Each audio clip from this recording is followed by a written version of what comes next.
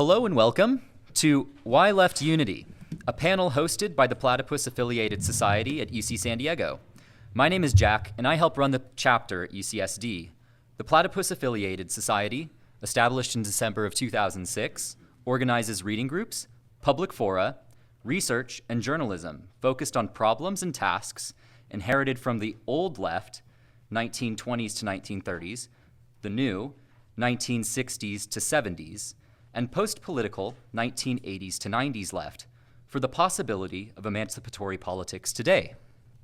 If you would like to learn more about our events, please speak to Drew or Dustin or myself afterwards. I will be moderating this event tonight.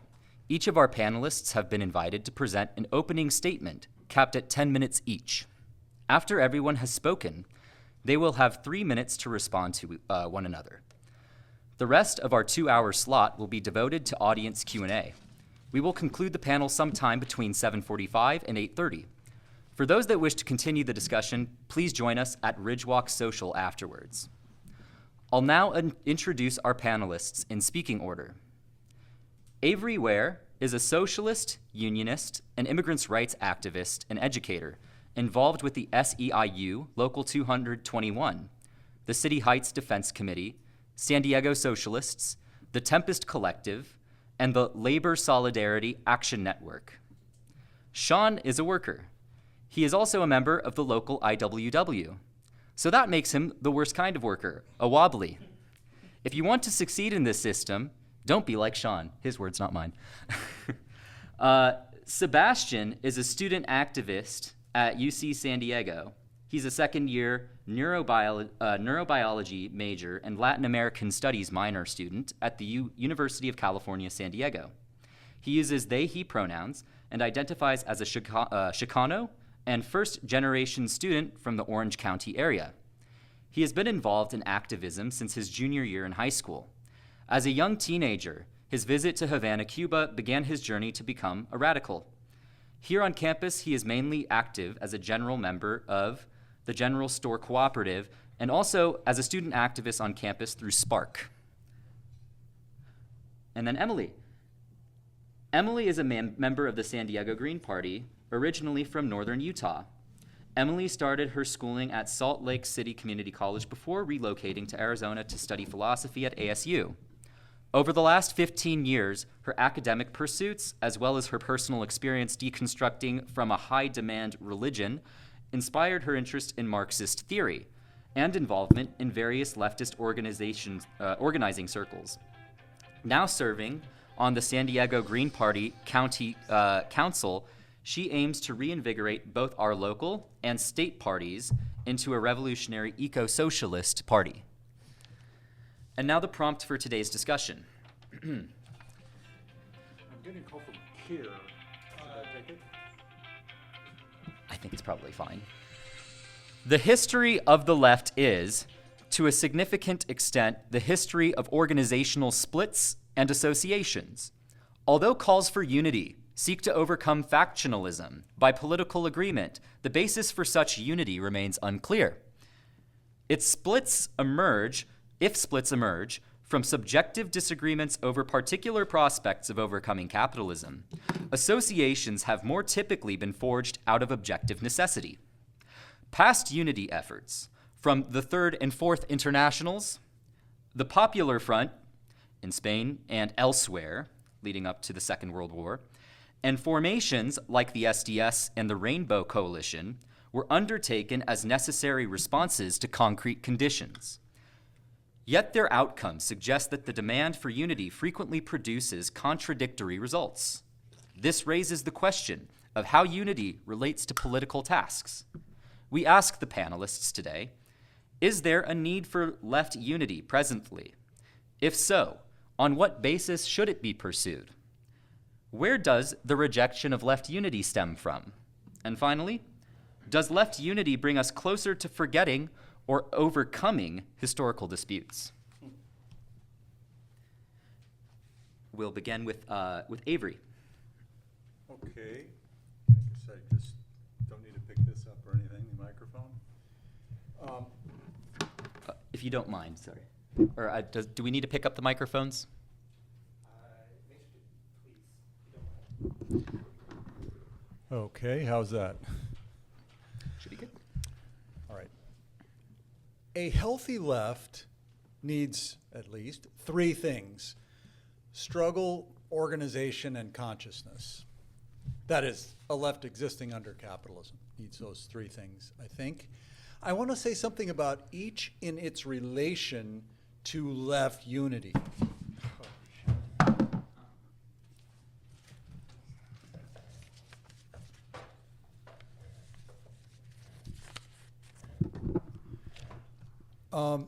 Starting with consciousness. 100 years ago, there was a mass class-conscious, socialist-leaning layer in the working class in the United States. And unions and the left nurtured this layer and its consciousness with mass education programs. They understood that struggle was the most important thing by a mile, that the greatest teacher and greatest educator is struggle itself. But they did not make the one-sided mistake of neglecting the educational piece, without which class consciousness does not really fully form. The 60s left became a mass left briefly, with hundreds of thousands, perhaps millions of members. But it failed to reconnect with the working class as a whole and to rebuild the mass socialist-leaning, class-conscious working class, which had badly eroded, if not completely disappeared, from the late 40s onward for a number of reasons. The partial exception to this failure by the revolutionary left of the early 70s was the International Socialists, a small group of no more than 500 people that started Labor Notes, Teamsters for a Democratic Union, and other left-wing union caucuses, and which left an inheritance which the left is still gaining from today. It planted the seeds of today's labor revitalization. But whether or not it was possible for them to do so at the time, they failed to handle the education side of that. They took care of the struggle and organization side. I've talked with Labor Notes' founder, Kim Moody, about this, and he agrees with what I'm saying. Without rebuilding that mass class-conscious, socialist-leaning layer of the working class, even if a revolution becomes possible in the United States, and it's becoming increasingly easier to imagine that possibility in our increasingly post-democratic, authoritarian, ethno-nationalist polity. Even if that revolution develops, and it may, it will be unable to develop, I would argue, from a political revolution that simply overthrows one type of capitalist government and replaces it with another, into a social revolution overthrowing class rule. And we've seen no shortage of political revolutions around the world in the last few years, including inside our own technical borders. It's often forgotten that there was a political revolution overthrowing the president of Puerto Rico in 2018. This has happened within our, so that's an important development, and it's great that there are political revolutions, but they have severe limitations if they cannot develop into social revolutions. Rebuilding class consciousness.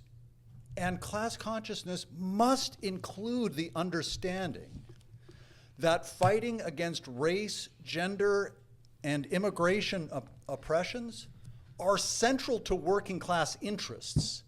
They're not just a nice thing for our class to do, they are central to our class struggle, and that understanding is central to our class consciousness. Rebuilding class consciousness that includes that is the only way to unify the working class and actually win against authoritarian ethno-nationalism.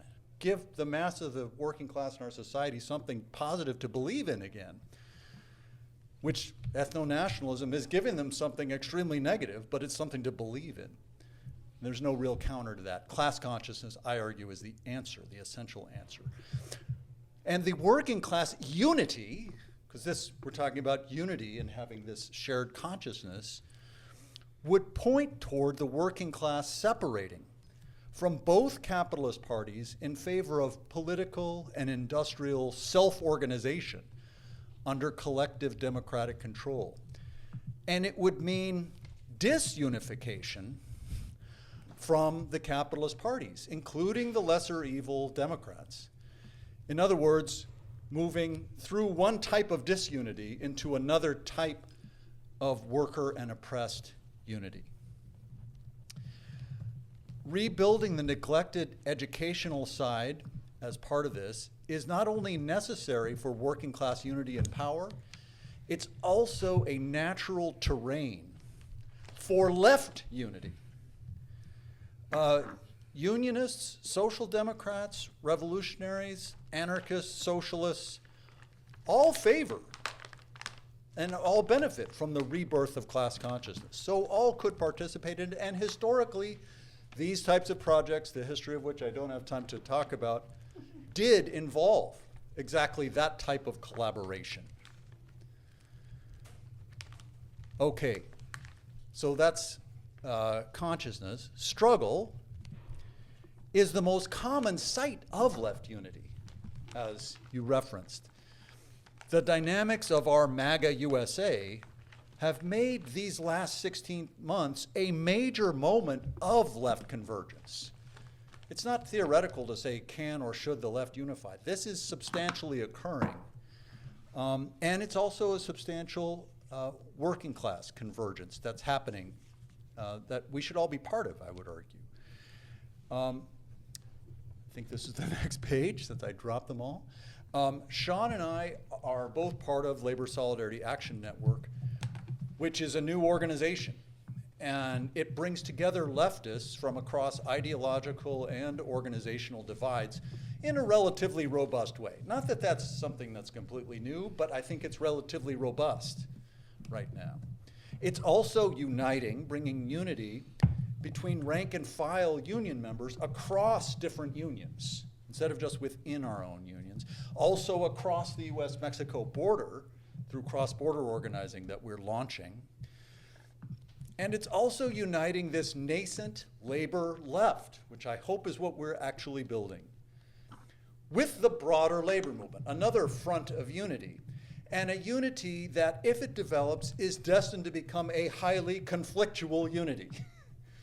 The unity between all of us in the labor movement, with the left wing fighting against what, let's say, bureaucratic leadership won't like. But it's only possible to have that kind of conflict in a productive manner if you've actually achieved some level of unity. You could call it left unity if you want, the working class movement. That's one way of defining the left. Similar, am I out of time? Or? No, you still have 2 minutes. Great, I think that's gonna be about right. Similar labor left formations, I'm just illustrating that there's a new wave of left-wing unity that's occurring, have formed in Vermont, Minneapolis, North Carolina, and possibly elsewhere. But really the biggest left working class struggle convergence has been neighborhood ICE defense. And this has happened all around the country. And its remarkable successes as the main force that has successfully stymied Trump politics. This has all been a powerful lesson on working class, anti-oppression based unity. Nobody will be able to look back at these last 16 months in history and say that, and lament that first they came for the immigrants and I did nothing because I wasn't an immigrant. No, we stood up. We've been standing up. There's been a remarkable show of solidarity, of unity.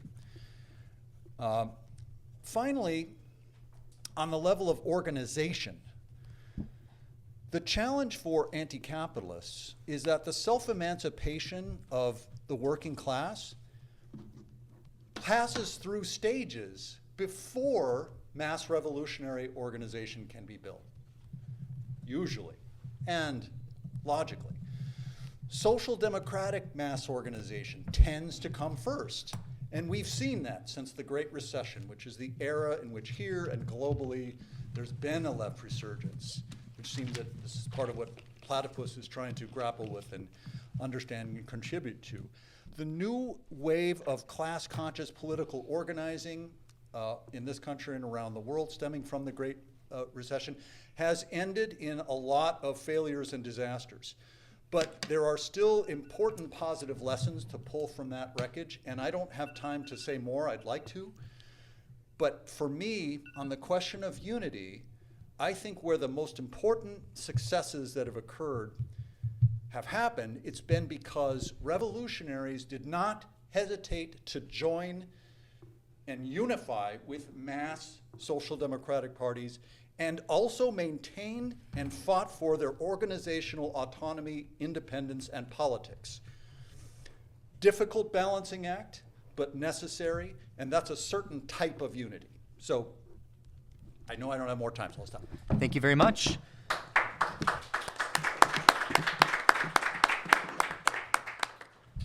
And now we'll move on to our next speaker, Sean.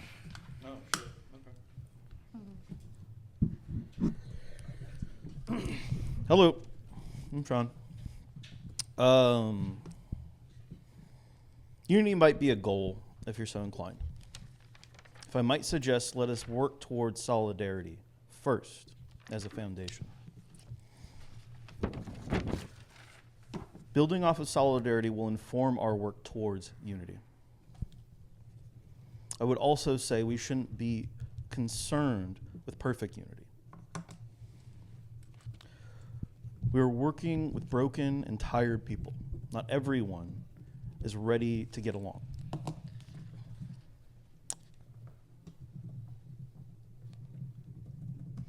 Is a unified left possible? We can't even agree on what the left is. I'd say don't burn your brain on big theoretical type questions. What's more important is coming out and organizing. Don't worry about talking to ultras or talking ultras off the ledge. Find points of unity with some folks, build solidarity, and get organized. So if we might rephrase this first point of the question, is there a need for left solidarity? And to that question, I would say yes.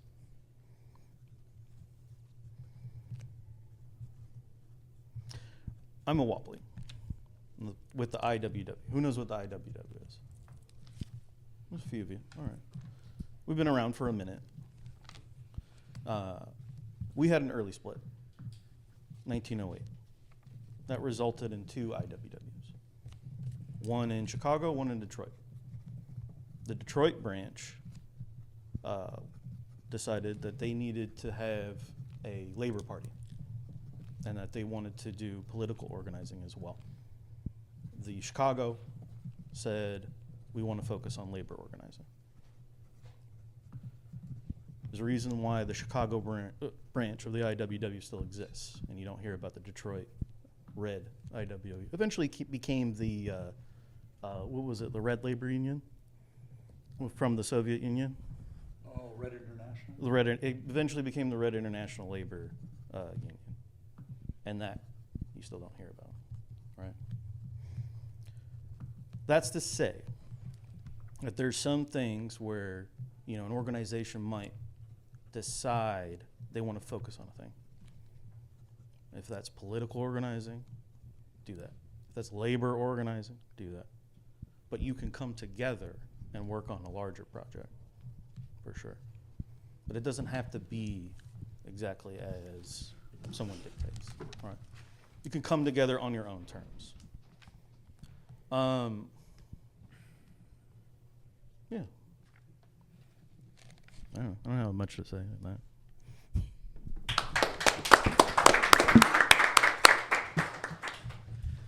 Thank you very much. Next, we'll have Sebastian.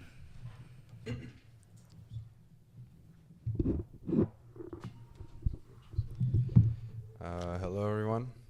I'm Sebastian. I'm the student activist part of this panel. First of all, I just want to say thank you. I'm grateful to have the privilege to be here with some impressive organizers. This is my first panel, so I'm just excited to be here. I guess to provide a brief introduction of where I'm coming from, as a student, college student, I am, first of all, very busy. And I'm still at a very early point, I guess, in my career. So a lot of the experiences that I'll be drawing from might not be as adequate or, I guess, in-depth as some of the other panelists here, but that doesn't mean that I've been able to familiarize myself amongst certain, I guess, leftist spaces along campus during my time here. I come from a primarily immigrant community, Hispanic community of Orange County.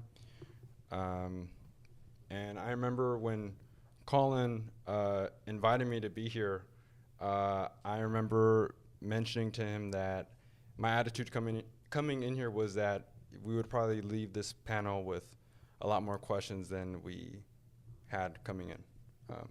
And that's kind of what is really important, I think, about this topic of left unity. So left unity, when I think of it, has remained an incredibly important and pivotal point of discourse amongst leftist circles. We can draw from some of the earliest moments where these social theories were being, I guess, imagined or formed. Some of the different, I guess, pathways to achieving a socialist society. You had debates among, utopian visions versus scientific visions. And as we know, Marx's ideas around his social theories were never fully completed. And the resulting outcome has been the present condition of this kind of factionalism that a lot of us kind of find ourselves in today. We can look around. There's just a dizzying number of niche ideologies, which many of us are all too familiar with and frankly tired of talking about. At least that's my attitude about it. In the loose words of Walter Rodney, quote, "I do not think it will advance our analysis in the time allocated if we were to launch into determining who is actually Marxist-Leninist or the distinctions between the old left and the new left. As a matter of convenience, I will avoid the complication inherent in those often polemical distinctions," end quote. Or in other words, and pardon my language, but we don't have time for that shit. Rather, what I'm hoping to bring to today's panel are questions revolving around the topics of reform and revolutionary struggle, the relationships and socio-political attitudes between those in the center and those in the periphery, and the value of local organizing under this period of emerging fascism. I want to draw from my personal experiences as a college student activist, as a STEM student, as well as my cultural background as a Latin American. I think we often need to ask ourselves, not only as citizens, but as human beings, what does it mean to have a dignified life? And more importantly, understanding our positions as Americans within the epicenter of global capital and what that means for our aims. As for our ideological subscription, while each of us in this room may carry different individual worldviews, we must not forget throughout this entire discussion why we are all in this room, or better yet, why each of our speakers, including myself, are up here on this panel today. And I believe it is due to a common understanding of the dangers of unregulated capital, as well as the shared attitude on the value of human life. So kind of, I guess, where I'm coming from is very much a new, I guess, I just turned 20, so I'm kind of coming from the perspective of an emerging generation that's going to live under, I guess, this next era of leftism. I think it was Avery, am I saying that correctly? Yeah. Avery who kind of briefly walked us through the transitions of leftist history within the United States. I mentioned Latin America, and for the reason being that I find a lot of the, I guess, historical events that have happened across that continent have been very diverse. Latin America is a part of the continent that has gone through numerous revolutions, numerous social transformations.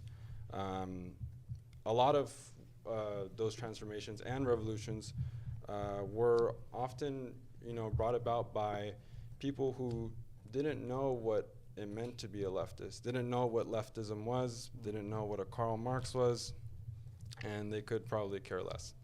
That just goes to say, like, to be a good leftist, you don't have to, essentially read all this theory. We all have a shared understanding of, what is injustice. We can recognize injustice. And like I mentioned earlier, what it means to have a dignified life.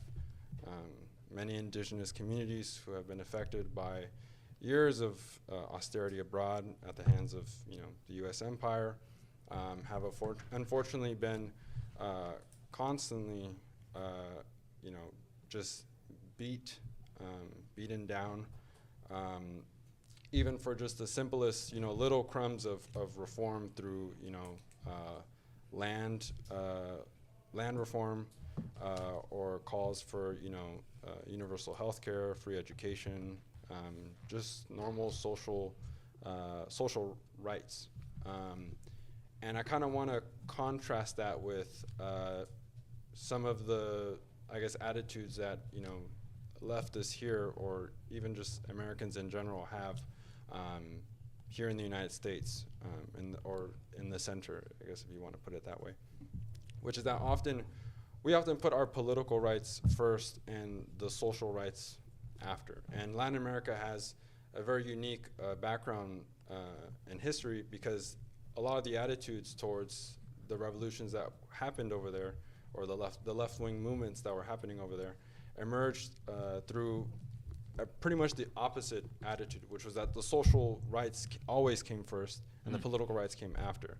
So when we think about, places like Guatemala or Cuba, Chile, Bolivia, I could go on and on and on. A lot of those movements emerged out of a need and demand that these people obtain, meaningful, I guess,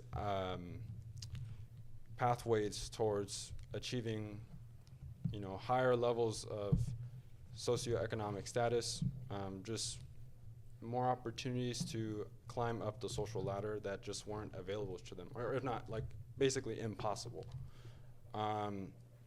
And here, in the United States, we have never experienced nor know what it's like to live in a progressive society, unless you want to point to, I guess, about 100 years ago, around the 1930s or so. But since then, a lot of workers here kind of don't really, I guess, want to focus on some of the more critical social demands that a lot of leftists recognize are inherently necessary for the kind of transformation that a lot of us are envisioning. But with that being said, I will pass it on to Emily.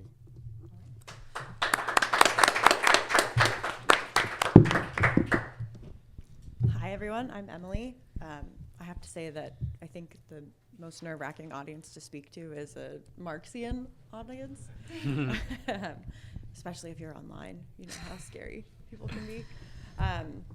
So I'll give you just a little background on me first. I mentioned that I'm from northern Utah, and I spent my youth in a very high-control religious tradition, Mormons, if you are familiar, which I would almost equate to a cult.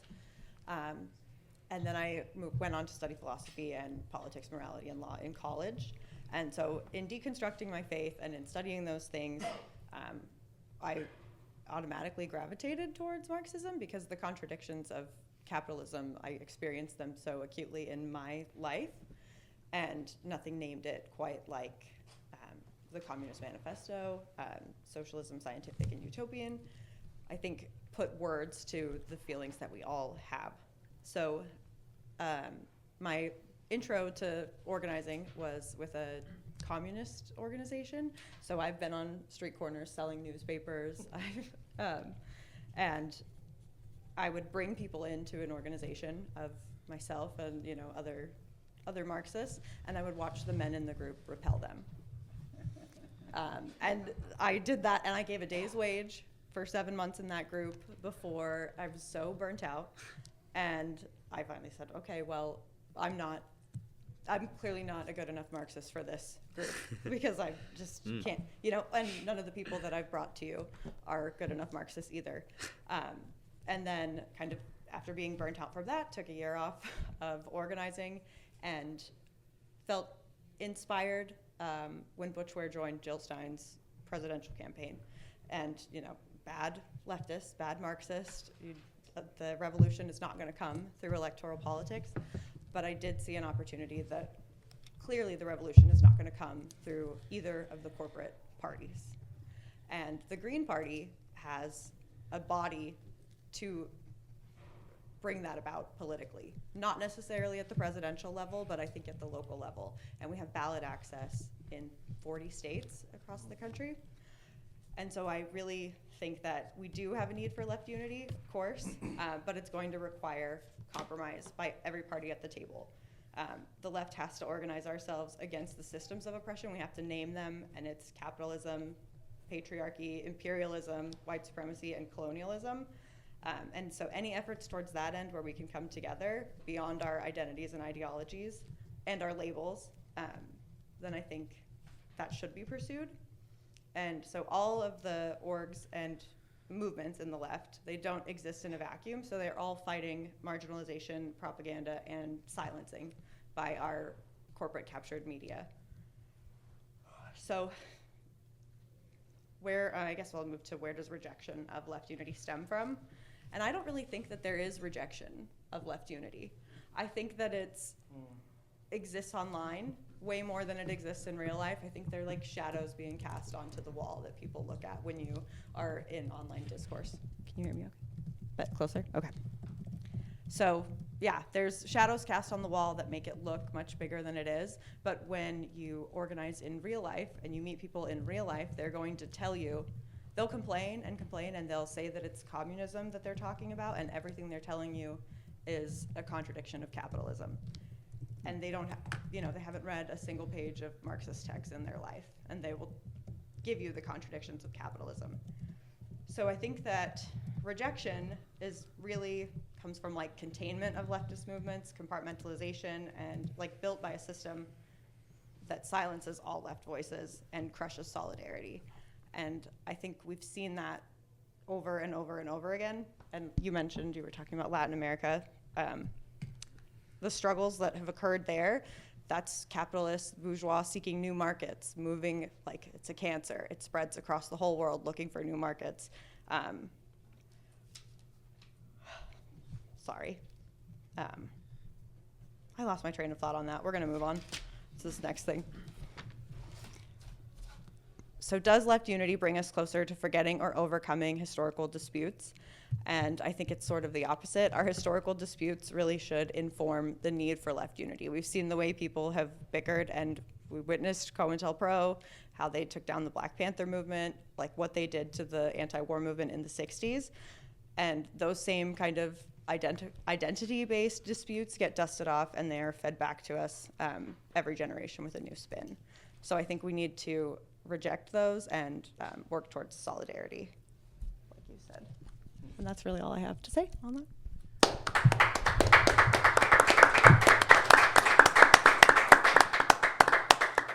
Thank you very much to all of our panelists. I will give each of you 3 minutes to respond to one another's opening remarks or raise any additional questions that you thought of in the process of giving those opening remarks. We can start in the same speaking order, or you can go at will, I suppose. No. I like what you said, Sebastian. I take a lot of inspiration from our friends in South America, Central America, especially the Zapatistas. Who's familiar with the Zapatistas? A little bit? I highly encourage you to be more familiar, all right? And to check out the 7 principles. Read some of the words, the communiques. They're fantastic. They're beautiful, right? And I would say it's honestly a very unifying message because, you know, these are folks that are saying like, hey, we want to organize with you, right? And the way we're going to organize, and we want you to come together with us, is from the bottom and the left, right? We don't want the top coming down and dictating things. We're working on the bottom together, right? As equals, as fellow workers, that we say in the IWW, right? Who sees themselves as a worker here? If you let me ask you, why do you not see yourself as a worker? For those that didn't raise their hand. I'm still a student. I don't, and I'm not entered the workforce as like a full-time proletarian or whatever. You're learning. Do you own capital? Probably not. No. Okay. So you subsist off of, wages or tuition, right? You're a worker, right? You are within the working class. You don't have to be working to be in the working class, right? So I think that's part of what Avery was saying with this class consciousness thing. We're not even fucking aware that some of us are in the working class, right? We exclude ourselves from our own fucking class. So when I say fellow workers, I'm talking about everybody in this fucking room, all right?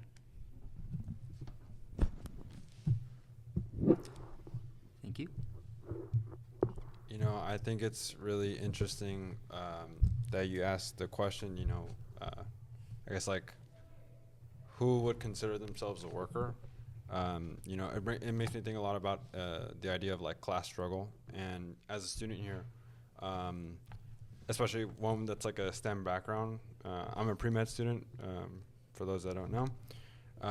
And a lot of kind of, I guess, my concern, or I guess my attitude kind of coming into college was that, all universities are, Marxist factories, and everyone's going to come out like crazy radical. And unfortunately, that is not the case. It's a very, very liberal institution. And when I talk to other students who are also pre-med, and first of all, students in general, pre-med or not, like, if you are a student, you are involved in class struggle. You are here for, in order to obtain, I guess, some level of knowledge to get your foot in the door, to have some kind of, if you want to put intellectual advantage going into the workforce. I mean, that is class struggle. That is why you're here. But, focusing on pre-med students, something that I find really, really concerning is just, how little so many students here aren't aware of, the mechanisms of the institution, and also the element of privatization that they're going to experience going into medicine. The reason why I bring that up is because Left Unity, really, really needs to put an emphasis on organizing with those that have no idea about the things you're talking about, right? Everyday people who are not familiar with any sort of theory, any sort of, I guess, like mumbo jumbo, proletarian bourgeoisie, what is that? Like,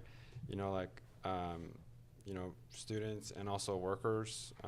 When I was younger, I was also part of a communist organization known as RCA. For those that are familiar, not my proudest moment, but while I was there, I got the chance to. I valued the experience because it gave me the opportunity to communicate with those in my community and ask them about just normal questions like what do you not like about living here?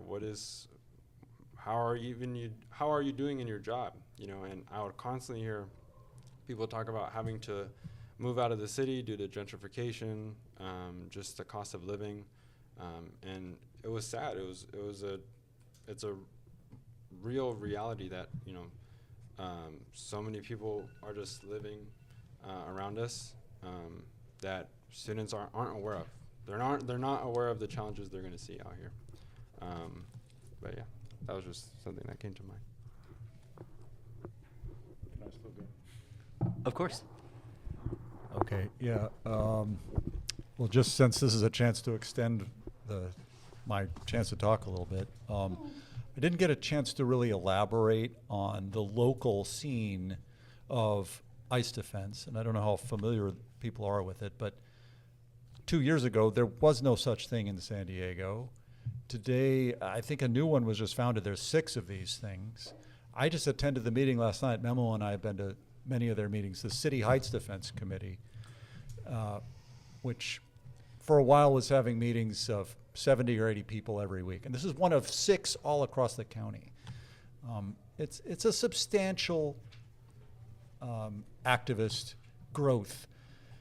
And what it puts on the table in terms of building working class consciousness, organization, and struggle is making a case to our whole class that immigrant workers are leaders in our class struggle and that we must defend them for our own interests and our own reasons.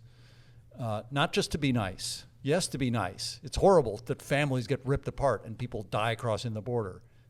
Anyone with a conscience hates that.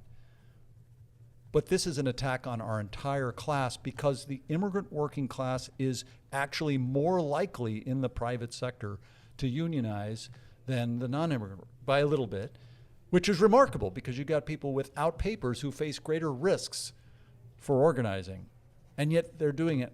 The very existence of these defense organizations around the country is an example of this propensity. And so, like, we had a meeting through Labor Solidarity Action Network at my union hall, and it's really, I've been involved in activism, socialist stuff, worker stuff for a long time.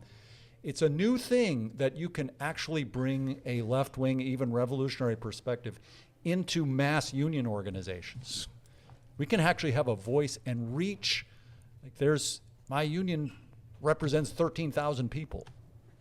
They're not all going to show up to a meeting at the union hall, but we can start to reach them with something that they will not get from the capitalist parties with their ideology. The Democratic Party claims to defend immigrants, does all kinds of repression, but rhetorically they just say, basically they say, be nice. Well, surprise, surprise, that doesn't win over a whole bunch of working class people who feel they are not in a position to be nice to anybody. They got to fight for themselves. Well, who is the self? And this is the kind of case that these days we're able to make. So it's a case, but it's also saying, and this is one of the value, I encourage people, if it's possible, to get in some sort of labor organization. Because when you're in a working class organization, you can connect it to each and every struggle. And was I going on too long? Yeah. So this is something that we're also doing. And actually, for the first time ever, on May 1st this year, my local, we got them to actually encourage county employees in the middle of a contract to skip work that day. And it was tricky and complicated how it happened, but 160 of them did it. That's a small number relative to our overall numbers, but I feel like it's a breakthrough. And not only were they not working that day, their demands were, one of them was end Tier D, all about us, improve our retirement plan. That's what that gobbledygook means. But that was only one of the demands, and not even the front and center one. Front and center was ICE out of San Diego. Second was no war in Iran. Third was protect our votes. Fourth was tax the rich. So in other words, it's possible today to begin to merge the struggles. I'm also very keen, with the growth of tenants unions, and we have at least 3 of them in San Diego now, to interlink tenant and worker organizing. I guess this all fits under the heading of left-wing unity. I think that this type of left-wing unity, like if we got a lot of people in my union to also join a tenants union, well, these tenants unions are on fire. They're doing a lot more striking than any big lumbering bureaucratic union like mine does. So they get strike experience and they bring that back into the union. But then the connection to a large organization with resources should be beneficial for a tenants union. And really, this is what it looks like. If you ultimately project forward to an idea of revolution, how does the working class take power? It's got to be using workplace economic disruption front and center. That's our greatest power, but it's not enough. We have to be united with community organization as well. And I think that's what it's looked like in various cities historically, like Edinburgh 100 years ago, where the city was sort of taken over for a while by a combination general strike, rent strike. And we're not at that point, but we can now take steps in that direction. I guess that's the potential and hope of left unity at this moment. Thank you. Now we will go ahead and open this panel up to questions from the audience. No, it's okay. It's Oh, I okay. apologize. Sorry. No. He had a question. Oh. So questions from the audience. Jasper? Hi. So I have a sort of hardball question. Overall, I just want to ask, like, who should have unity? Like, if we mean left unity, is that something distinct from class solidarity? I also want to kind of raise things that weren't on this panel, like the popular versus united front. Like, we all agree that we want left unity, but some people might say we want unity with the liberals. Some people might say, like, we don't want unity with the liberals, right? I was also kind of curious about what Sebastian and Emily brought up. This is very related, by the way, because you're raising these texts, right? Like, I don't know if you know this, but, like, you're raising Reform or Revolution as this dichotomy from, like, Rosa Luxemburg. And she's not necessarily someone I would say is, like raising the topic of trying to do left unity in that situation. So I was kind of wondering about that. I was wondering about, like, what Emily thinks about, like, the Communist Manifesto and then Engels' socialism, utopian and scientific, because that seems like Marx and Engels there, it feels like they're kind of calling out utopian socialism, like they're kind of I mean, yeah, like they are kind of, they do have kind of a specific people they're collaborating with, some people that they're not, and I mean, they do end up, like, collaborating with the Lassalleans, of course, but they do also theoretically, like, feel comfortable calling out certain tendencies on the left. So I was kind of just wondering, like, as a broad topic, who should we have left unity with, and what kind of left unity? Okay. You go first. Well, I mean, gosh, like, there's so many ways, so many directions to answer your question. I think the early point in your question was, you know, is left unity the same as class solidarity? Obviously, I would have to agree, probably not. But ultimately, kind of like I mentioned during my introduction, like, you don't have to know, you know, what is the left or what it means to be a leftist to fight, you know, for a dignified life, or to even be like a communist. You know, like, indigenous resistance exists. You know, those people exist. They're fighting colonialism, fighting imperialism, fighting privatization, fighting austerity, and they don't even know what it means to be communist. You know, like, so I guess in some ways, yes and no. I guess depending on where you are in the world.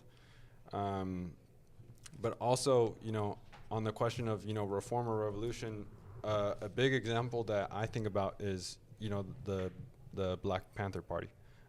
It was probably arguably the most recent, revolutionary movement that was here in the United States, that was actively, making so many gains, so much membership, so much influence, and when we think about the Black Panther Party and the reasons why that party isn't as strong as it used to be, why it's been weakened, we look at the split that originally caused that weakening in the party, which was between Cleaver and Newton. So Cleaver argued that, they needed to arm all their members. They needed to engage in urban guerrilla warfare immediately, and that, revolution was, now. And Newton disagreed. He believed that they needed to continue funding their social programs, engaging in the community, engaging in resistance. So these questions are really, really important, and they have a very, big consequences. Like the party is not like in some ways here anymore because of those kinds of conversations. So we have to be very, very careful about, some of, I guess, the attitudes that we have about this. Do we engage? It can be, you can even frame it as like violence or nonviolence, right? Leftists, talking with liberals, and their attitude towards, I don't really, the things they're saying are kind of scary, and I don't know. Don't discount liberals; they're pretty fucking violent. Yeah, but yet they're not aware of the level of austerity that they're engaging in abroad with the things that they advocate for, with the people they support. So there's a blind spot in that kind of thinking, and it needs to be addressed. And like I said, I don't have all the answers, but I guess a way we can move to, I guess an answer or getting closer to the answer is through, active discussion, a mass line approach, taking in accounts from the community and forming, action based on those responses. So first you said, should we have unity with liberals? And I would say, who are we talking about? Are we talking about the liberal voter, or are we talking about the capital D Democrats of the party? And I don't think that I'm not a Democrat anymore. I'm a member of the Green Party, and the reason is because I don't believe that the Democrats do any of the things that they say they do. They failed to do those things. So the Green Party would never endorse a Democrat for any kind of position, but I don't think that means we would never unite with them for specific purposes. So something that I've seen happening in communities, he said ICE watch, but if you've looked at what happens when a data center is being proposed in a town. So about 20 minutes from my hometown in Brigham City, Utah, Kevin O'Leary wants to build a 40,000 acre data center. And people that are Republicans who have 20 Trump flags and, 1776 to 2026 flags, washed all over their house, and vote blue no matter who, Hillary Clinton liberals, are beating down the doors of city council meetings for that. So I do think that you have unity and solidarity with those people, with the voters, not necessarily with the leaders of those institutions. And I think it's always okay to call those things out. I also think that there's some room for maybe an on-stage conversation versus an off-stage conversation. You want to have criticism, especially of other leftists, people to the left of you. I think there's something to be said for not always coming for their throat in public, because that is sort of Red Scare shit, So I think being, in solidarity with them is to have a private conversation or in person. A lot of these things that are happening, there's beefs online between Maoists, Marxists, Leninists, whatever, and it's not really necessary. You have that conversation in person, but you don't know these people in person, so you have really personal attacks, and it just looks, that's an on-stage conversation. You're having that conversation for thousands of people maybe in the comment section of a video, or people think that they're, polemicizing by posting a 3-minute TikTok video, dogpiling on another creator. But are you helping anybody? Is that bringing anybody further into the movement, or are you just clicking down into your ideology? You're not really bringing anybody in. It's narcissism, yeah. Can I answer your question too? Okay, cool. Because you didn't ask it to me, and I felt shaded by that. So you're not building left-wing unity, right? I'll fuck with you. I would say, fuck left-wing unity. Solidarity. That's why I brought that up. That's why I wanted to reframe this, right? Because where I'm coming from labor organizing. I don't get to pick my fucking coworkers. You think I get to choose if I get a Trump supporter or fucking blue MAGA? No. I got to work with all of them. So it doesn't matter what their fucking politics are. They still got the same fucking need. And all that means is that we need to have class solidarity. All right? Let's go back to what you were saying earlier, right? So yeah, I would say focus on class solidarity. Doesn't matter what someone's fucking politics are. You got to meet them where they're at, right?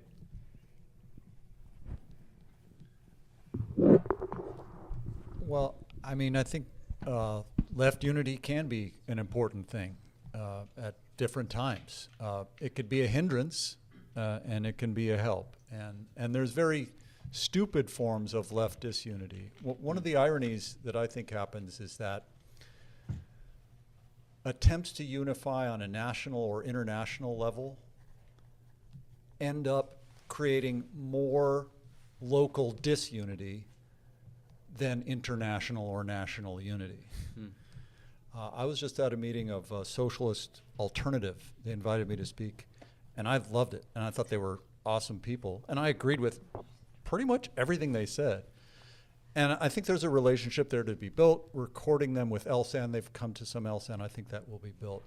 But I know there's limits, and I don't want to single them out because I don't think they're a bad organization or anything. And as far as, separatism or sectarian tendencies, I put them not anywhere near the top of the list. But I just knew that because they're building a national organization, that's a barrier to several other circles of people in this same city, like maybe right here, and others coming together organically, And I think national and international unification and organization are important, but if you do them before local unity has had the chance to develop and breathe, you can have these kind of contradictory effects. There's 18 Trotskyist internationals. Right. They just formed a new one in the last couple of years, and I really like the groups involved, but I'm not sure that forming another one was a genuine step toward international solidarity. It feels more like a step away from it to me. Anyway. Yes. I had a question regarding the ends of solidarity, unity, what have you, right? So I've heard like a similar theme from all the panelists here that, what's important is that, you actually organize locally, you kind of engage in the class struggle locally, you organize locally, think globally, all that other thing. But, I feel like since all of you have some sort of brush or touch with like Marxism or revolutionary unionism, it's in the IWW, it feels as though there were lots of historical debates like over the 20th century over, reform or revolution, right? Lenin in his What Is to Be Done infamously made the distinction between trade union consciousness and like revolutionary socialist consciousness, right? And so I would question this like, well, is, local solidarity work, trade union organizing, or like resistance politics against the actions of the capitalist state, do those point the proletariat towards like revolutionary interests necessarily, or do they point towards interests that are more of a trade union orientation that can be easily integrated within capitalist politics, right? So to summarize, it would be like how do you see your specific means, I guess, relating to the end of revolution, the overcoming of contradiction in capitalism, And should we see it in those terms? It's right in the IWW Constitution. Building the new world in the shell of the old. Prefiguration. In What Is to Be Done, the first chapter that Lenin writes is about like the freedom to criticize, right? So it's like, oh, can we criticize this party? And he's like, well, you're free to walk into the marsh if you want to, but we're free not to follow you. So I think when you have I think solidarity is a better word, honestly, than unity is, because if we're all working class people, I can be in solidarity with you. But there's tweaks like that happen in all of these leftist organizations where, okay, well, you're going to go there. That's infantile communism. That's left-wing communism. That's not what I want to do. And now there's 14 Trotskyite, internationals. 18, yeah. And that's what I mean about on-stage, off-stage criticism of organizations, because I really do value all of these Marxist organizations. And as far as the education that I received in the group that I was a part of, it did elevate my class consciousness and my understanding of capitalism. And that's what I think the left's task is to elevate class consciousness. So as long as you're doing that in your trade unions, as long as you're not operating like a cartel in the trade unions where you're getting involved with, you're building solidarity amongst labor movements all over, then I think you're fine. So what other part did you have of that question about? The part of the question was mainly like, how can you, another way of putting it would be, how do you translate trade union activity into like revolutionary activity, right? Like how, even if you have a bunch of different people organized together as like working class, I mean, there could be like a workers' corporate body as there was in like Mussolini fascism, right? So like how do you bridge the gap, so to speak, between the immediate interests of the proletariat and in like the real interests of the proletariat, like using Marcuse's terminology? I would say, because we're talking about left unity, there ain't even fucking trade unionism unity. I fucking hate the SEIU. Does no, the SEIU endorse Tom Steyer or not? I don't fucking care. I don't endorse politicians. No, I would say, your question is like you're bringing up Lenin, you're bringing up his criticism of trade unionism. They are this body that is supposed to be collaborationist within a capitalist structure, right? And that's his main criticism, right? And that it doesn't have this revolutionary potential that it should, because it is this organized body of workers, right? But if you have a foundation of revolutionary consciousness within that organization, right? If that's the foundation, if solidarity is the foundation, and it's not about fucking nitpicking and get your contract here or there, that changes the dynamic, right? So, I hear Lenin, but also he don't know shit sometimes. He was in Russia.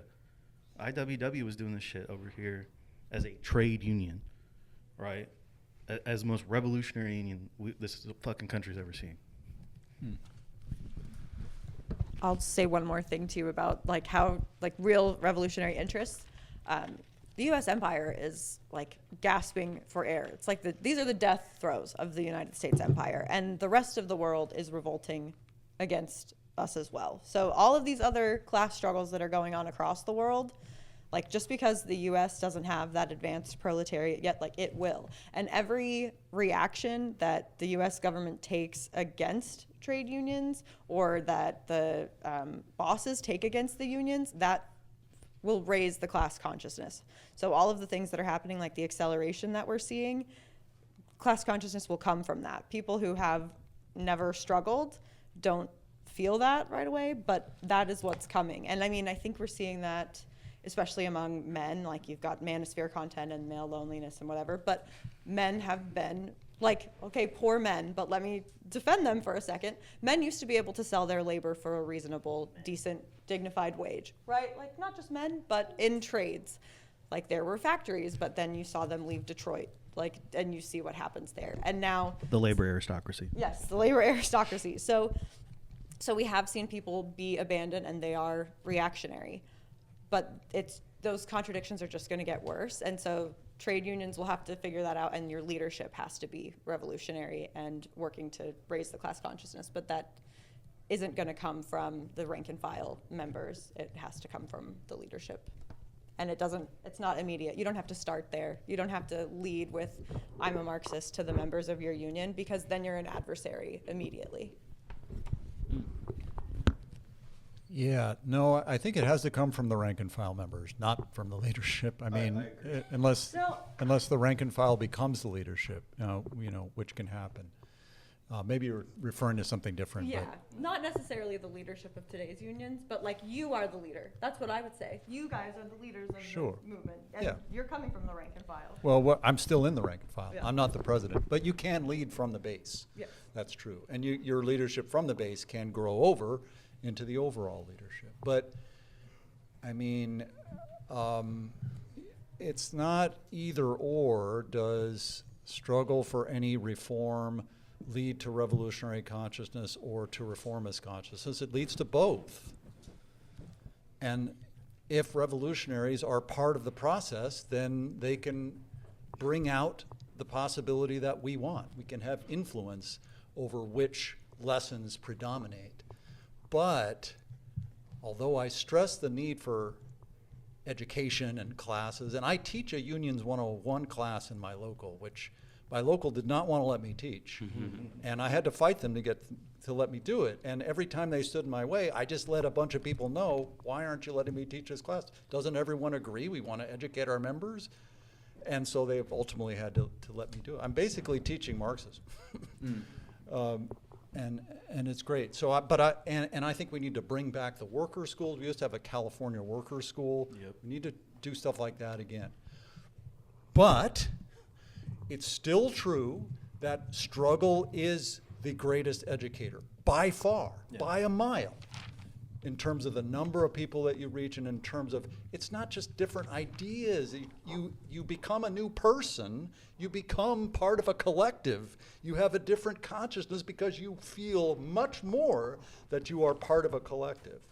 And so struggle is invaluable.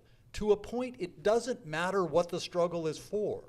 And the distinction between, like, is this a reform or is this revolutionary? I mostly think that's abstract, often meaningless. It's the experience of struggle that's gained for whatever type of thing that working class people fight. That's the seed of revolution, not like, some particular. Anyway, I'll stop. I was going to give some example to. I apologize. I was just going to give an example to what Avery was saying with struggle.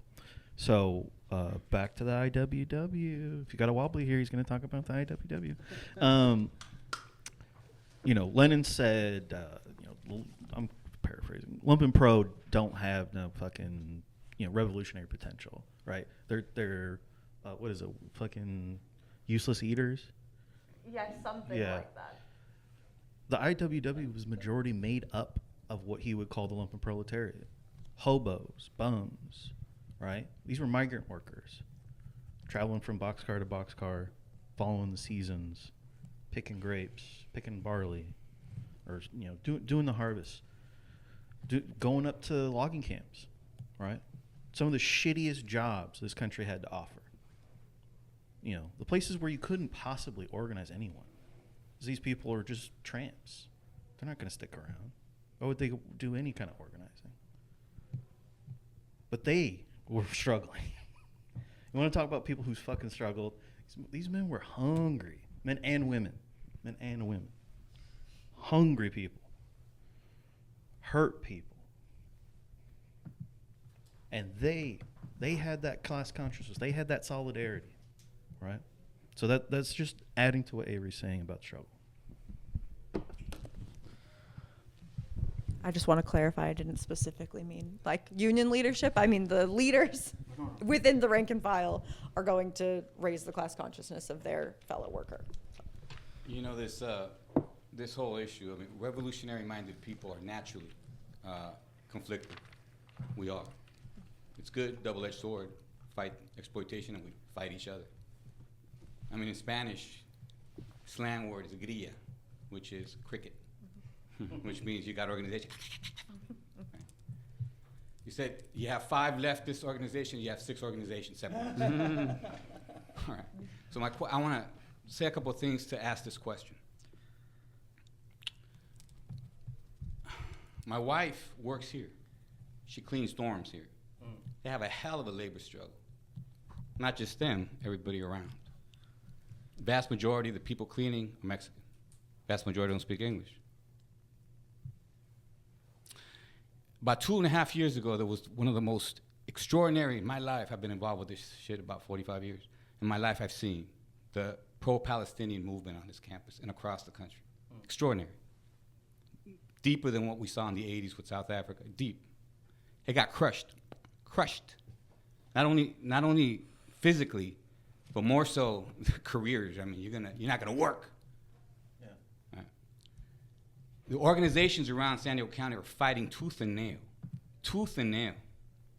Workers' organizations, working people. Here's the question. Why did we fail then, and we keep failing now, to consolidate those three precious things? Why wasn't Mecha? Carnal, tú estudias aquí, ¿no? Tú estás en el movimiento estudiantil chicano de Aztlán, Mecha? There's a group called Mecha. What the hell was Mecha? Doing the Palestinian thing? With the labor? How are they? ¿Dónde están? Serious questions, right? So what is the failures that we had of consolidating? Why weren't the students here not only talking about Palestine, talking about Cuba, Venezuela, and so forth, of course, but also in solidarity with the people who clean their damn dorms? People have to go upstairs with the whole thing, workers, calling for an elevator, man. They gave the chancellor $500,000 bonus. All right, so the question is, why can't we consolidate what would be a community congress, if you will, an assembly? And at the core of that is struggle, foundation, struggle. And political education, brother, is absolutely necessary. I'm not saying we're going to sit there and read all together, that's capital, but you have to understand what the hell we're doing. Otherwise, we get lost real quick. So the question is that, to all of you, what were the failures that you saw, and what can we do now to make sure that it doesn't happen? Right now, we're in struggles right now. How can we consolidate those three powers? I was at that encampment. I visited it the day before it got raided. It was a beautiful thing. It was absolutely lovely. I don't know if any of y'all were there or did it.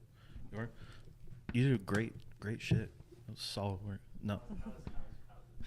Okay, it's fine. But, part of it was just lack of organizing, We weren't connected, right? Because what should have happened was like, hey, we're getting raided. It's 5 a.m. We're getting fucking raided. Where the fuck you at? And there should have been people on campus, surrounding those cops, right? Those people should have been ready to respond to that need, right? And so that's a lack of organizing, right? So is that a lack of unity? Yeah, sure. Lack of solidarity? Yeah. But, at the end of the day, if you want to protect something like that, where you're having this big direct action demonstration, you need to be ready with people coming in to protect it, right? So. I was not here during the encampment. I was not even at the university yet. However, I know people that were there. I have friends that were arrested. They've had numerous demonstrations since then, constantly trying to remind students about just the level of violence that students experience for having a moral consciousness. Having a moral consciousness right now in this day and age is a liability. It is seen as something that is a problem to this institution, unfortunately. And, to your frustrations regarding a lot of the student population's attitude towards a lot of the working conditions that, our custodians face here, patient care technicians, public service workers, they're unfortunately, the reality is that not enough students know. They haven't heard from these worker stories. They don't know the kind of conditions they're working in. I've heard stories of custodians getting eggs thrown at them, treated like trash. No one knows about these things. You know, there is just disgusting levels of disrespect for some of the workers that we have here. Aren't you like doing something about it through Spark? Yeah, so the student organization I'm currently in, Spark, is attempting to essentially bring about that kind of consciousness towards the student population. We're essentially attempting to bridge the gap between the student population and also workers' movements that are going on right now. AFSCME 3299, the union that represents all patient care technicians, public service workers, custodians, all across the UCs, all across California. We have members that are actively collaborating with the union, trying to support as much as we can.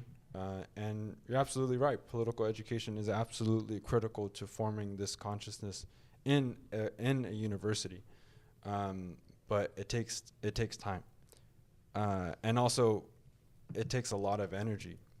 And this is kind of what some of the limitations that a student organization has. Spark is very, very new. It is probably, I think, Colin, you mentioned, you framed it as the most active student activist org on campus. That was a title I was very surprised to hear. But it is challenging, and I think a really, really unfortunate reality here is that students that even do know don't care. They don't care, or they don't think there's anything they can do about it. That incentive, that consciousness just isn't there, and it's going to take time to build. And since that encampment, there have been numerous student orgs that have attempted to organize very, very radical, and I would argue dangerous demonstrations that this school is absolutely not ready for. The student population is not ready for any kind of demonstration or sit-in or call to action that is going to put those students in danger. I openly criticize people who attempt to organize such events because What kind of events you done? for example, I remember last year, I remember hearing, I'm not going to name who, but certain organizations that were attempting to organize sit-ins at some of the buildings here on campus, knowing the kind of response that they were probably going to get as seen with the encampment. Simply sitting outside was enough to send, to have snipers, guns pointed at students for what? Sitting outside? Absolutely ridiculous. Just, I can't even imagine the kind of response that the school would take towards an action like that. And in terms of, you mentioned Mecha, like I said, I wasn't there, so I don't know exactly who is involved, but there is a lack of revolutionary or radical leadership among student orgs in this campus. And that is a problem. And it didn't used to be like that. That's for sure.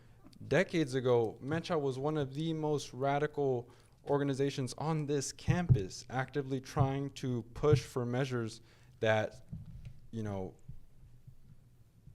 supported the brown population here on campus.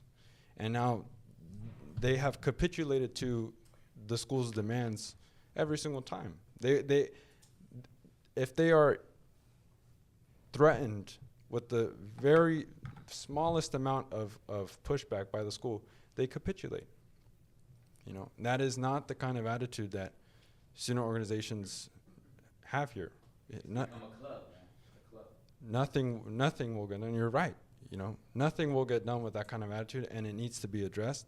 And you have infighting, you have, just polemical, just discussions, you have drama. That shit needs to get out of here. If that kind of behavior continues amongst this campus, nothing is going to get done. Where there will be no movement, there will be no protection for students, there will be no organizing.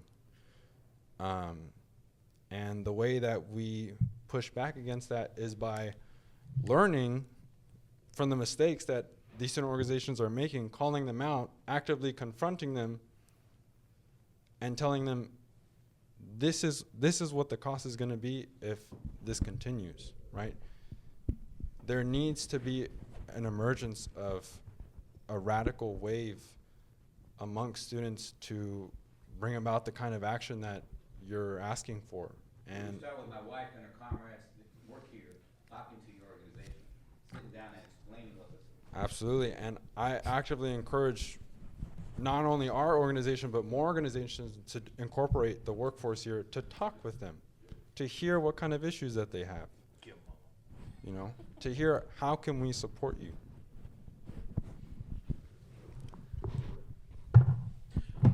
If I could just say one thing real quick, just we're talking about criticism, right?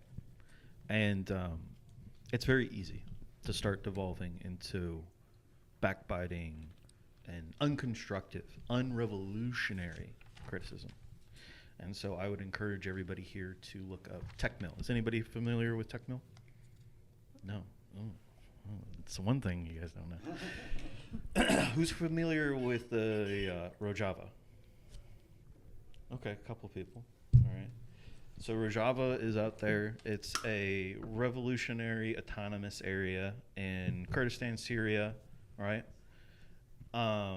There is a philosophy they have of revolutionary criticism where they basically sit in a circle and, give criticism in the spirit of solidarity, of friendship. Is that how they say it? And then they do some self-criticism, they give a little bit of criticism, and they go on. And then no one repeats the same criticism. So that's how we avoid things like a Maoist struggle session, right? Which they used to be a Maoist group. Yeah, they come from Maoist. Yep. And so this is their reinterpretation on that and how to build up a more revolutionary criticism. All right. So TechMill. Was my criticism too far? No. I think criticism is good, and like this is something that people are receiving. I think, and it's not about dogging people. It's about hey, let's identify this and let's improve it. Right? Yeah. Just TechMill really quick. TEKMIL. TEKMIL.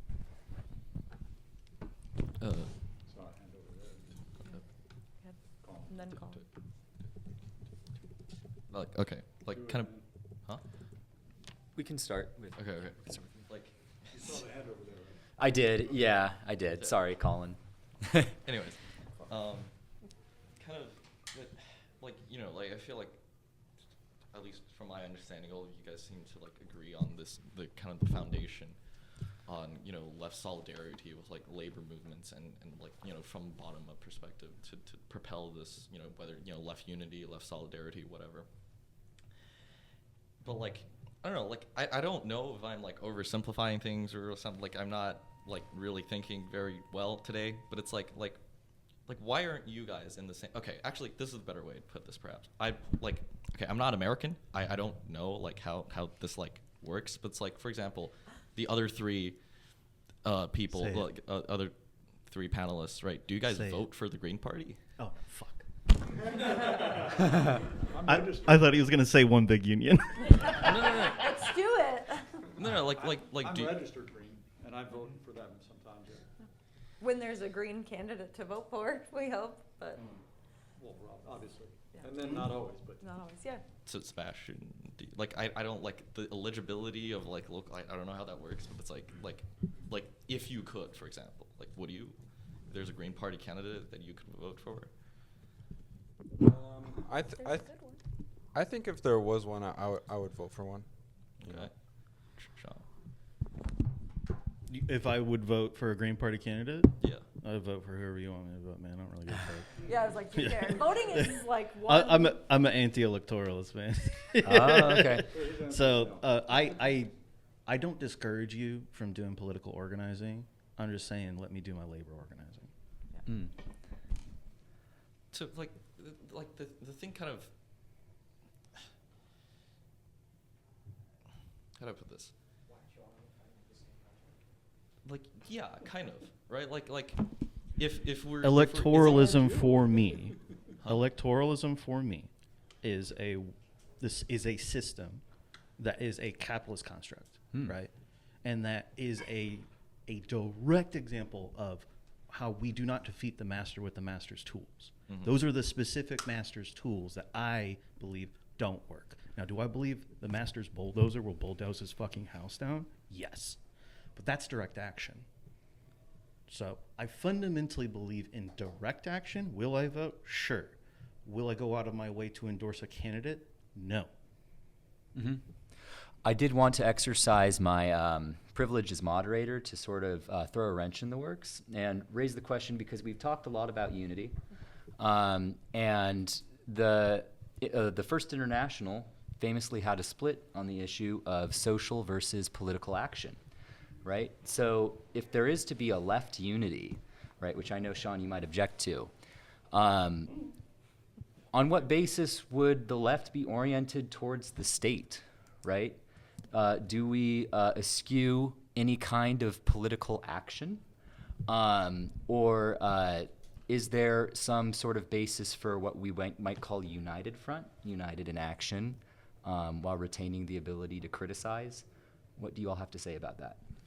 We're united in our goals of a stateless, borderless, moneyless society. We just don't agree on the means. The state is how you impose the rule of one class over another. So we have to, have power of the state as the proletariat to impose our will on the bourgeois class. So we do need the state for a while, at least, in the transition. Sean, what do you think about that? He doesn't agree. I'm building my revolutionary society within the shell. Well, that's fine. You want to do your state thing, do the state thing. But I know my history, and my history is there isn't a double genocide, but there sure as fuck were a lot of anarchists that died in the Soviet Union.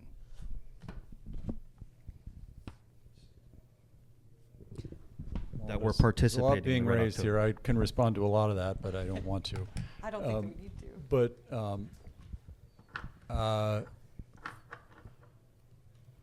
to me, the key principle is, I guess you said it, you unite with anybody if you agree on what you're fighting for. Don't give up your own ideas, and don't stop fighting for them. And work to build a culture where those things can all be discussed. And recognize the difference between people who are temporary allies and comrades. There can be capitalist affiliated organizations, parties who you agree with on a particular issue, but you don't have the same strategy from a working class perspective as to how to win that issue. I think it's fine to go to the No Kings protests. I think it's probably a good idea. Oh, yeah. But the No Kings protests are definitely a popular front strategy, and though massive, they are toothless. And I'm glad they're happening, but if it made sense for me to be involved in the planning, I would push for a different approach. And others are doing that sort of approach, like the Mayday Strong Coalition trying to, then they even sort of ally with No Kings, but maybe disagree, and that's cool. But there could be all kinds of different groups, whether or not you agree with Mayday Strong.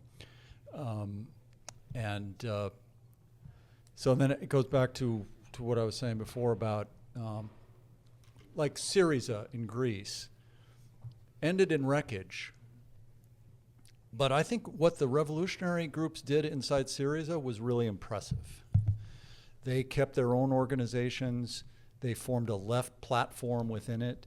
They formed a red network. It was like Russian nesting dolls, not secret organizations, everything in the open, but revolutionaries participating in this mass coming together of the working class, such as had not happened in decades, but keeping their own politics. And they got a certain amount of momentum in that process.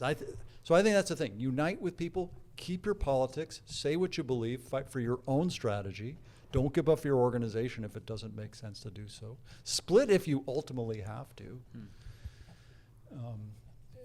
I think your question maybe sort of got squelched. I felt like you didn't get a chance to fully communicate it, so I just want to note that, and I don't know if it makes sense to come back to you. Yeah. But I know you didn't get a chance either. You good? Would you like to clarify? Sorry. I hopped on the opportunity. I don't know, like I feel like there's I feel like everyone acts nicer than they really are, at least in my experience, right? I've talked to I'm relatively new on again this is like my first year in America, right? Mm-hmm. Go talk to a lot of political organizations, right? And it's like everyone's like yeah, left unity, we everyone kind of has this thing of I forgot where I think I got this from another panel where one of the panelists were if we really sat down and really believed we had this intellectual conversation, right, we there would be more points that we agreed on than we disagree on. But it's and then you look at how it manifests, right, and there seems and I don't I see all of these different organizations, they're all doing different things, right, and I don't think necessarily framing it in a way where this is not I don't think necessarily the framing of just keep your own political ideologies and keep doing whatever you're doing and just ally with someone, even if you don't really agree, as long as you have the same ends or on the particular issue that you have want to solve, you both want to solve, and you just do that. I feel like that perspective doesn't really materialize a lot of time. You know what I'm saying? People do disagree, and when they do disagree, they don't work with each other. And for example, in the the Green Party's obviously going for a political struggle, through electoralism, and Tron, you're anti-electoralism, right? And doesn't mean we can't work together, brother. Yeah. Yeah, we can work on direct action. I don't care. Let's let him finish. Yeah, finish. I do want to hear what you have to say. So. And my point, it's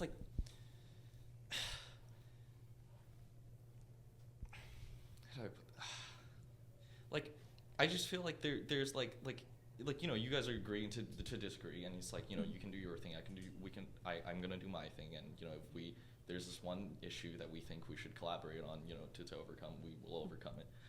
But it's there's still I just don't feel like this divide is very much addressed in that sense. It's kind of just we're gonna brush it aside, but when things when push does come to shove, and when you look at past revolutions that have they've overcome they overcome the state, they've taken over the state, right? For example, whether that's with the 1917, whether that's in Germany post World War I, all of that.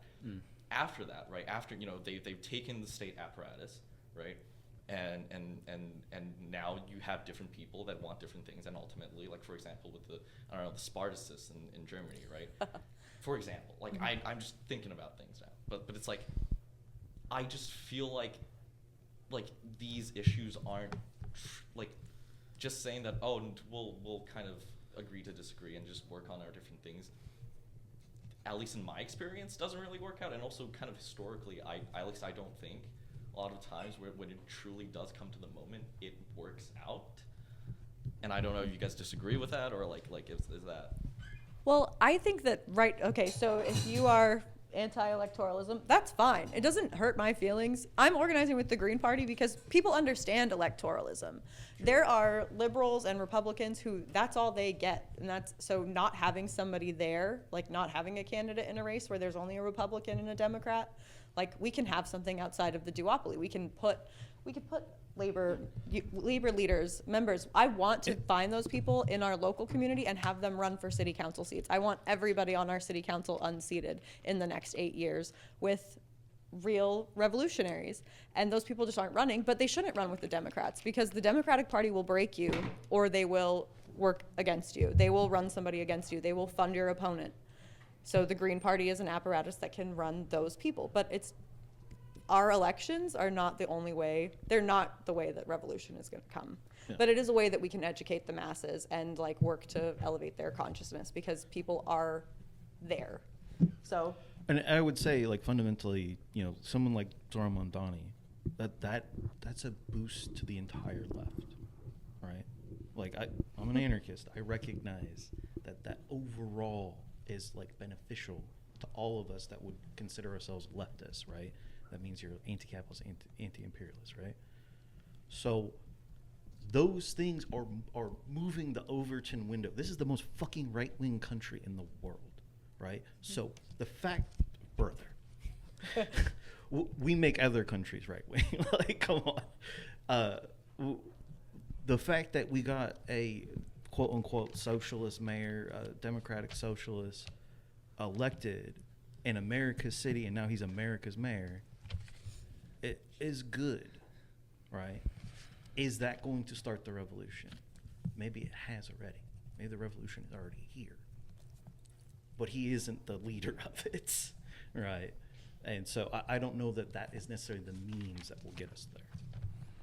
Well, you're right. There's all kinds of things that these guys, especially fucking Sean, is saying that I don't agree with. But I'm not going to go into that because I'm trying to change the world and join with others. And so I don't tell everybody all my disagreements. But What a good quality. I mean, but that's just anybody who's in, and Sean is the same way. And we're all, anyone who's seriously involved in struggle, that's just how it is. It's true. I also think, though, that I don't remember who it was that said that it's possible to live through a revolution and not notice it's happening. Like, I think there's a remarkable convergence that's occurring today. And I mentioned just two examples, the left labor formations around the country.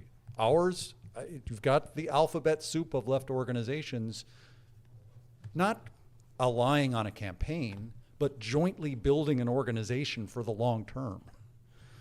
And that's happening here, and that's happening in other cities. That's Labor Solidarity Action Network, that's other organizations. The same thing is true with the neighborhood defense committees. There's a Popular Front Maoist group that started the City Heights Defense Committee. They're Maoists for Kamala, more or less. And they're like the most awesome people. You say that one more time because my brain's Maoists for Don't Kamala. put this online. That's what they are. Killed. Van Jones was a Maoist. Right. Dan Jones. Oh. Yeah. No, but this isn't a coincidence. Was. This is what Popular Front politics are. That shouldn't, if we know the history of the Popular Front, that's nothing new. Yeah. These people are the greatest, easiest, least sectarian, awesome people to organize with. And there's As Maoist, that's saying a lot. yeah, and they learned a lot. Anyway, I don't want to put them under a microscope, but the point is, all of these 6 neighborhood defense committees are doing a major new push of organizing, reaching layers of the working class that have not been reached for a long time in doing so. And you've got substantial left-wing collaboration, not just an alliance for a protest, but building organizations together. And I think the same thing a little bit about, like, when, as an outsider to this campus, hearing that, there's all this frustration with why didn't the student support groups? Well, and I agree they should, and sounds like steps might be able to be taken tonight to rectify that.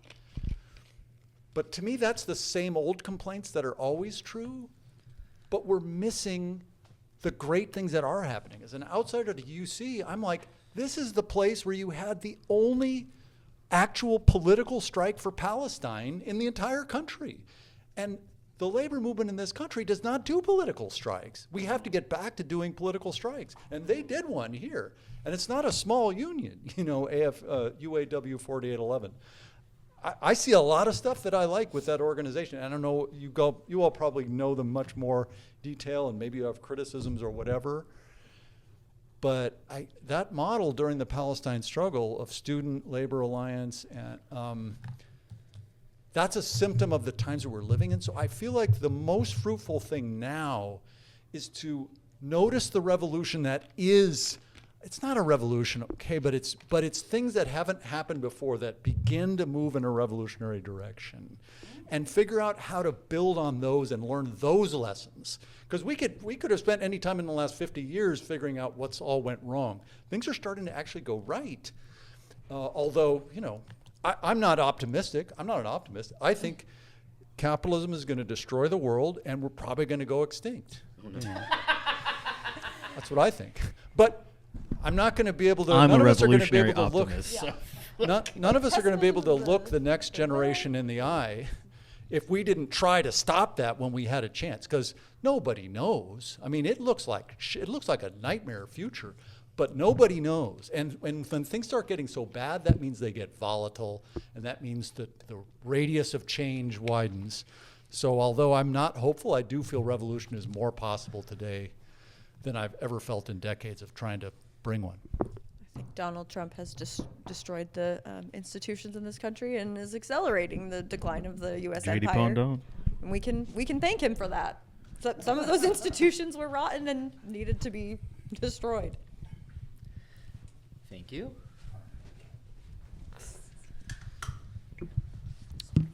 Hello.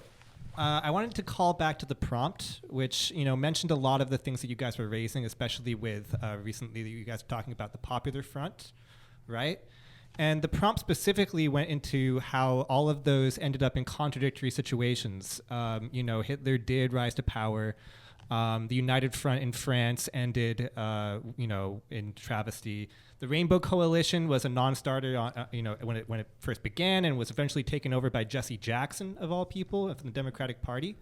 So I guess I wanted to press on, Avery, what you're talking about right now, which would be a simple, simply like, why now? What is it that you see that is happening right now that is different from these past efforts at unity, or, if you will, Sean, solidarity? That gives you hope? What is different about it from these historical movements that ended up in deeply contradictory outcomes? Okay. Well, France was the Popular Front, not the United Front. I think the United Front has a pretty good record historically. Popular Front, I think, has a really shitty record. And Popular Front strategies are big today. You could say that's what No Kings is, more or less. And there's other examples.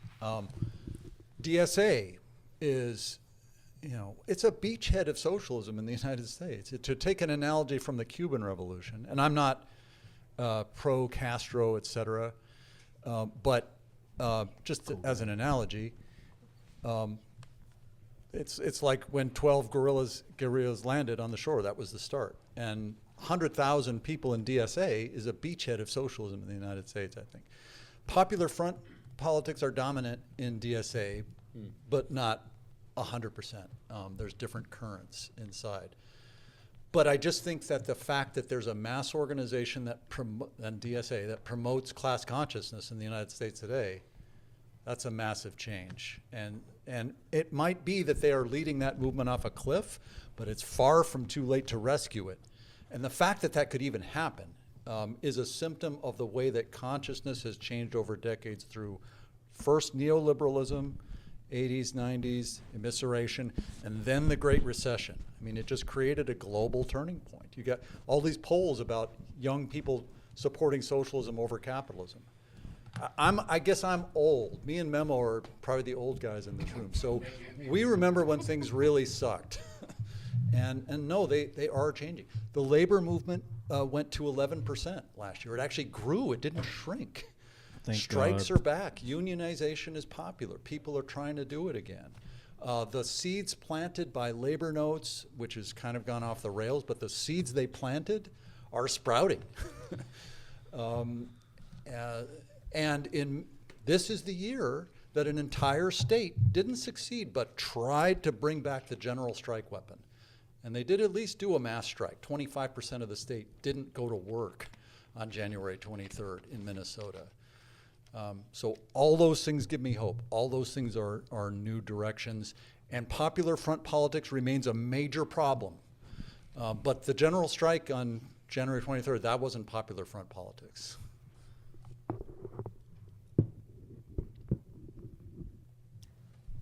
Any further questions? No, I mean, I just wanted to say, I'm like, they failed. We're going to try again. Maybe we'll fail again, but we keep trying, Somebody will succeed eventually. Yeah, there's so much to learn from those movements too. Yeah. One more. Let's see, do we have? Yeah. We're not doing second question. My bad. Yeah, I was just wondering, like, what should the left or what should the working class agree on? Because it feels like everyone wants left unity, but we all want left unity around my theory. So I was kind of just wondering, if everyone wants left unity around my theory, like, what should that theory be, and how do we kind of adjudicate the dispute? That's why I rephrased it as solidarity. Yeah, because I don't think you're gonna win that dispute. You know, people hold their ideologies, and you'll have to forgive me here, in a religious fervor, right? I would even equate Marxism to a religion. But solidarity in this IWW, like, we're building. Oh, don't get me wrong. The IWW is a religion too. I believe in my fellow workers. We're building a society contra capitalism. That's also an ideology. You got to have people buy into that. Sorry, my bad. That's also an ideology, and you got to have everyone buy into that, because if we're all kind of agreeing to disagree, you're doing your thing over here, she's doing her electoralism thing over there, he's doing his, I don't know if it's like soft Trotskyism He's over here. He's half-assing both. My bad. Well, we're in the same organization. We're Yeah, both building yeah. LSAT. And then you're doing your student organizing. We're all just kind of doing our own thing, but we're like holding hands together. Like, what's up with that? Hey, Well, we we're got all a here getting student. acquainted. We got workers. You know, all of us are workers, but we got to be everywhere, right? It can't just be one thing. So we got to be in places all over. So it's not a problem that we're doing student organizing, we're doing labor organizing, we're doing political organizing, right? Because we do still have the same goals, except for liberals. Yeah, I think you stake your principles. I think the left we should start at anti-capitalism. Like, if you're still Anti-imperialism. yes, but imperialism is the highest form of capitalism, right? But I think that's where the left should start, is anti-capitalism, and if you can get on that. And I agree with you. I do think that I was a Mormon, okay? And Mormons I'm a Mormon. And a Mormon just believes, and we're the one true church. And they evangelize. And then, you know, when I joined the Marxist org, it's like, you evangelize, and you're a Marxist, and a Marxist disdains, you know, to hide their aims. But I don't see that as effective. I'm like, yes, Marxist theory is brilliant, and it still rings true, and Lenin has good tactics. Like, we should read all of that. But here we are in 2026. Do you have to make that that is a form of identity politics to me, to say, I'm a Marxist, and you have to identify as that immediately, because I believe in Marxist theory. I'm also a member of the Green Party. I'm also a dues-paying member of DSA. I shouldn't be, but I am. But maybe I should be. But Extra electoralism. yeah. Well, and I mean, but I think I kind of view them as like sheepdogging people back into the Democratic Party, because that's where they run all of their candidates, is on the Democrat ballot line. I joined briefly because a friend wanted me to go and vote in one of their things, and didn't And there's materialize. anarchists in the DSA Yeah, too. there's people. which is You fucking can crazy be to me. all of the things that we are up here at one time. You know what I mean? I'm not just a Green Party member. Like, he's a Green Party member because he's a registered voter. There's 11,000 in San Diego. We don't have 11,000 active members that are working to build the party, but that's what I would like. But you can also be a member of a union and a Green voter. But more into just like a construction of like revolutionary like activities, right? You're going to have a forward-facing organization that in this day and age shouldn't necessarily be connected to an organization that's doing illegal activities under the current system. So the fact that we're not centralizing all these activities together is protecting that movement. So I would argue that decentralization and that there are all of these little groups, so long as they're still working towards the same end, is, you know, building something, right? Is building revolution, especially if we're talking about spicy stuff. Yeah. I agree. I mean, I think as long as we have not rebuilt a mass, let's say, anti-capitalist leaning, class-conscious working class, large-scale concerted unity, like happened, say, when there was united socialist or communist parties in the first half of the 20th century, it's not going to come together. And it's not that decentralization has its pros and its cons. And Sean mentioned some of the pros. And there are other pros, and one of them is just that when you haven't crystallized that consciousness yet, there's going to be, and there must be, a lot of experimentation, and so a lot of diversity and local action is a strength, because you don't know what's going to catch fire and be the thing that initiates momentum toward change. And I think that's how we should see, you asked what should be the basis of working class unity. I mean, everyone should figure out what they think and try to spread that through educational and organizing means. I assume that's sort of what Platypus does, and maybe that's what Spark does. But they should also do struggle, and then they should try to influence that struggle with the tactics that flow from the way they view things, and see if it works or not, and see how it goes. And that's our approach, should be our approach to the working class as a whole. The unity is going to be built through struggle when some struggle breaks through. I think there was a major turning point in the first 10 years following the Great Recession. 3 years out, 2011, you had the Occupy movement in the United States. And I was part of that. And that was the beginning of class consciousness in the United States. That was the beginning of the crystallizing rebirth of it. That's what made, like, Sanders possible. That's what made the rise of DSA possible in the years after, and other things which have been even more radical than those things. And so there was a mass learning experience. One of the results was that people got really sick of some of the shortcomings of Occupy-style organizing, and maybe Sean will beat me up, consensus-based organizing. I was there. It was a nightmare. It was a disaster. And at least that's my experience of it. And a lot of people agreed. And and you had a progress. That's where Jacobin got started. Was Jacobin magazine. That's why anarchists have modified consensus now. And the DSA Lenin reading group. and anarchists have modified consensus now. Theory grows. So I think socialism grew out from that class conscious starting point. We could see this I think the Socialist Party in the first decades of the 20th century was a very important, progressive, positive experience in tandem with the IWW at the same time. There would have been no Socialist Party if it wasn't for the Populist Party first. Eugene Debs was in the Populist Party. No IWW without Knights of Labor. Yes, yeah. Exactly. Knights of Labor wasn't revolutionary. IWW was revolutionary. The populist movement wasn't even anti-capitalist. Socialist Party was anti-capitalist. It had a revolutionary wing. Yep. The civil rights movement was not revolutionary. It voted for Democrats. It was anti-communist, and it was pro-Democrat. But no civil rights movement, no Black Power movement. No Martin Luther King, no Huey Newton. No Nation of Islam. Right. So I guess I'm just saying. True. Was nonviolent and then became revolutionary violent. Yeah, right. They went to the South and they figured things out. Yeah, so you don't see, you try to start a struggle based on what you think will rally people at any given time. And if that catches fire, you never know which one's going to catch fire, whether it's the one you decided to start or whether some people who don't deserve it start it and they're successful. But you join it wherever it catches fire, and when it does catch fire, mass lessons happen. I think the self-emancipation of the working class is possible. I think it's possible for us to collectively learn through struggle, and we've seen it. One real quick comment. In terms of relating theory with practice, if there's one thing we fail to do so. If there's one thing we can consolidate in terms of theory and practice is define profit. We have not touched profit. We failed to do that. Surplus value, that's the fundamental. You can talk about theory all you want, but at the end of the day, these goddamn capitalists are taking all our labor. And we don't discuss that. So if we deal with that, then the people that work go, oh shit, we're being robbed every day. Yes, we do. Yes, we are.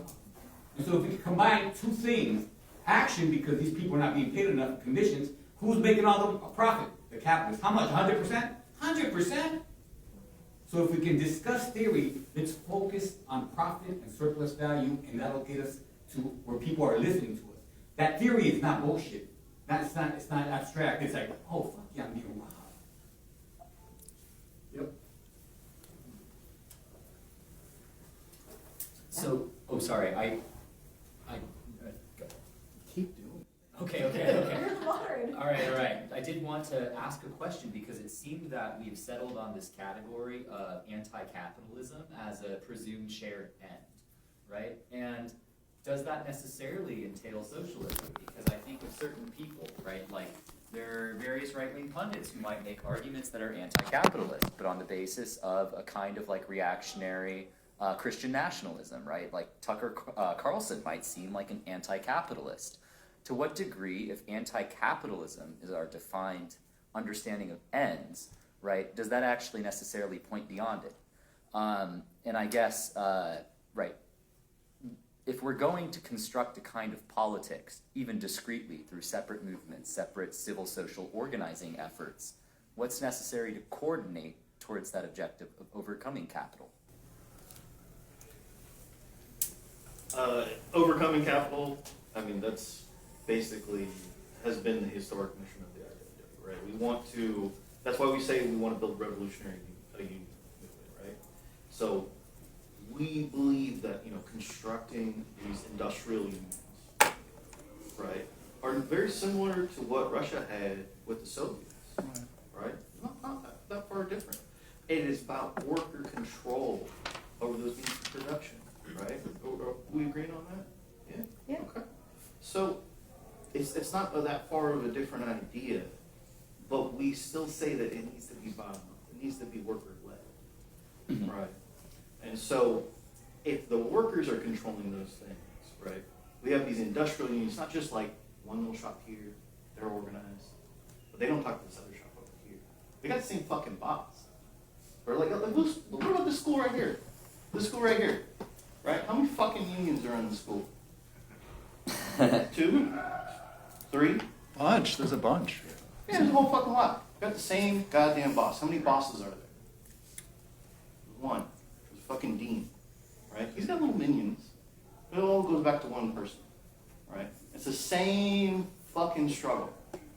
You should be working together, is what Mama was talking about earlier, right? We should be collaborating, solidarity, to be fighting that struggle. So, how would you be anti-capitalist with these things, right? You would be taking over the economy with these industrial unions, right? The workers are controlling how the production is flowing, what the work looks like, right? This is something that the Soviet Union failed to do. And they want to say they did, but they didn't, right? Fundamentally, worker control was not mandated. Worker control was suppressed.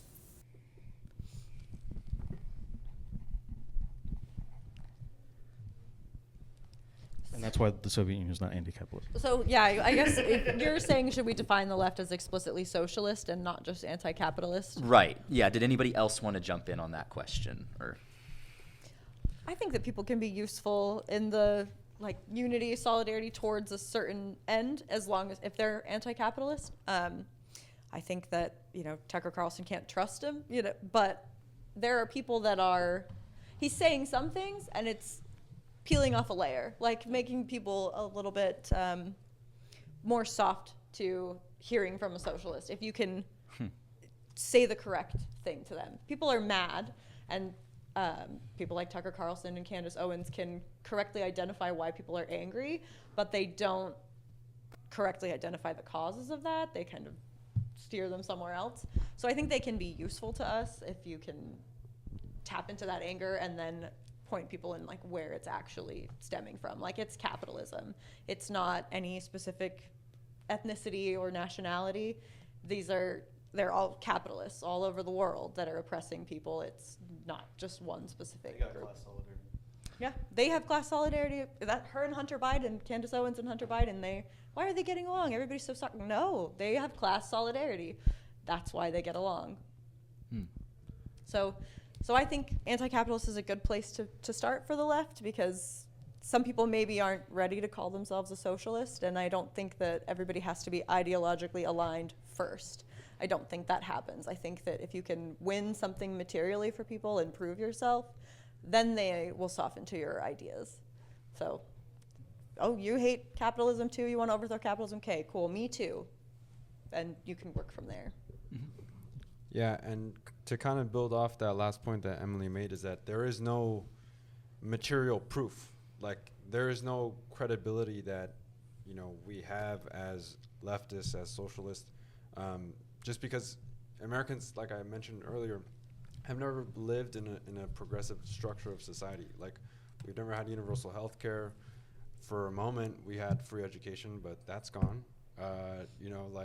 It has just been, co-opted constantly by the right, and it will continue to be, and there is so much to be suspicious of. Like, I don't think any of us here trust anyone on the right, no matter what kind of socialist rhetoric they might spew.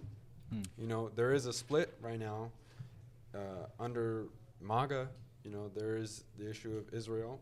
There is the issue of people understanding that having this kind of frustration within their nationalism that we're sending all this money to another entity and none of that is coming here. And for a lot of, I guess, right-wingers, everyday working class Americans, they're directly seeing the impacts and hypocrisy of their conditions by the people that they thought were going to promise them all these material promises that they made in their campaign. Towards your question, should we obtain a socialist identity or label? I think ultimately the issue is right now is there's still a pretty large element of, maybe I'm in my echo chamber, but I'm pretty sure there's still a very substantial element of Red Scare propaganda that still exists heavily. Maybe that's changing, like we saw in New York with Mamdani. It is the most important city on the planet, and there's a democratic socialist up there. So something is changing. Like Avery said, like something is changing. There are moments where years of progress can happen within the matter of a few months, a few weeks, and there are times where there goes decades or years where nothing happens, and I think ultimately, there needs to be a strong, source of credibility that is missing, but that's only going to come through some kind of, whether that's through electoralism or not. I guess it's a separate discussion. And the only reason I started talking about anti-capitalism instead of socialism is because we're on a panel here, and I wanted to be inclusive. And I think that's important to do. I think it's important to do at various times. I do think that socialism is less divisive than it's ever been and more popular than it's ever been. So I think it's, in general, I think it's a great time to be out front with it. This panel was about left unity, not socialist unity. So left includes anarchists. And although anarchists are under socialism. Socialism is a broad term. Okay. Yeah. And although a lot about Occupy sucked. The City Heights Defense Committee, it's not just Liberation Road, the Kamala Maoists, and DSA, and then like my group, San Diego Socialists. It's all. I think the best influence in that group has been anarcho-feminists. And the way they've set that group up as far as female leadership, rotating leadership, widely dispersed leadership, it's awesome. I'm learning a lot just being part of that. So that's one of the things about left unity is that you can learn. There's a lot to learn from each other across this, this divide that's been referenced. If you're hearing anarchist leadership and you're like, oh, that makes sense, you don't know what anarchism is then. Check yourself.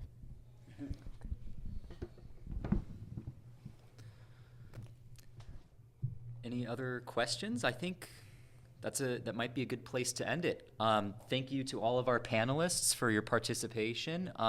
If you would like to continue the conversation, I know some of us are going to, what is it called? Ride Walk Social. Ridge Walk. Oh, it was typograph glare. But thank you, everybody.